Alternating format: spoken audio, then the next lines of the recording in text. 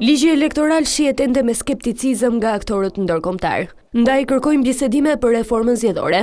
Në një tryezë të Komisionit Qendror të Zgjedhjeve, ambasadori i OSBE në Tiranë Michel Taran i bëri thirrje palëve politike në kuvend që të nisin me punën për të adresuar të gjitha rekomandimet e ODIHR.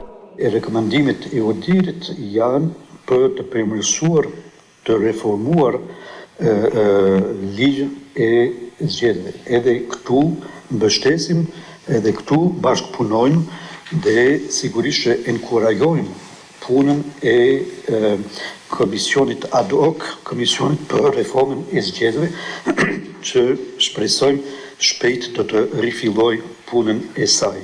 Ndonë se theksoj se OSBE nuk përfshihet sa i përket debatit politik. Diplomati apeloi që mesazhi i tij t'i shkojë partive. Mesazhin e ODIHR-it e kanë dëgjuar. Më duket që partitë politike të ndryshme dhe sigurisht nuk hyjmë në asnjë mënyrë në debatin politik e këtu jemi absolutisht neutral, nuk është roli ynë.